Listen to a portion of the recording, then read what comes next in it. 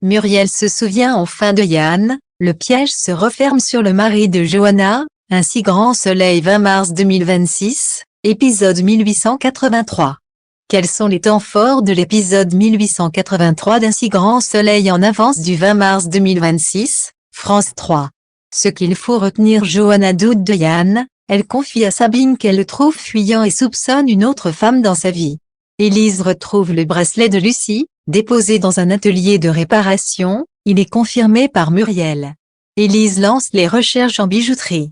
Clémence prend des médicaments en cachette, elle se dissimule d'Alain avant de retourner à l'hôpital pour en prendre un second. Élodie fait ses adieux émouvants, William son père pleure en lui disant au revoir, tandis qu'Élise avoue qu'elle aurait pu lui pardonner l'infidélité. Muriel a un flash sur Yann, dans le tram, elle se souvient de lui sur la plage avec Lucie, le jour où il avait cassé un téléphone. Un si grand soleil en avance, Élodie fait ses adieux à Élise. Élise et Élodie se baladent en forêt.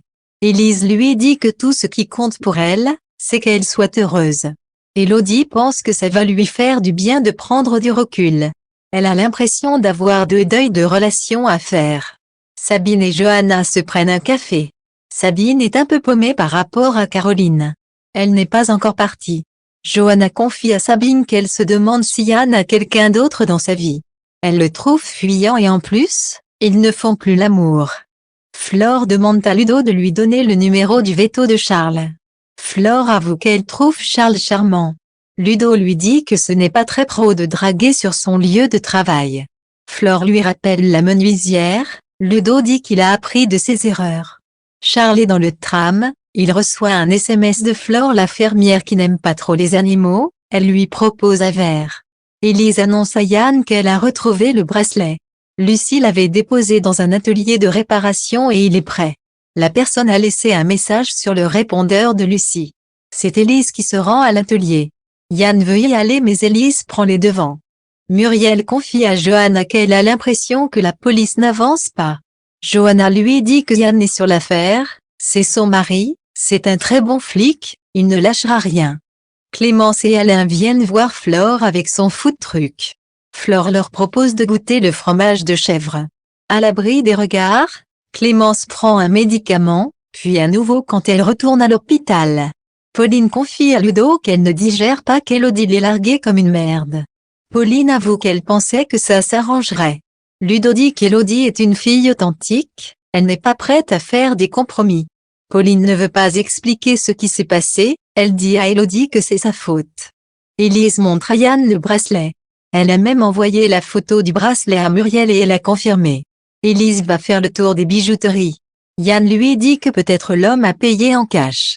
Un si grand soleil 20 mars 2026, Élise retrouve le bracelet de Muriel. William va donner un coup de main à la ferme, il va s'occuper des poules avec Rémi. Élodie conserve ses parts pour le moment dans la ferme, le temps que Ludo & Co ait les sous pour lui racheter. Muriel annonce à Boris que le flic en charge de l'enquête sur Lucie, c'est le mari de Johanna. Elle a l'impression de le connaître, mais elle n'arrive pas à se rappeler du contexte, ça l'énerve.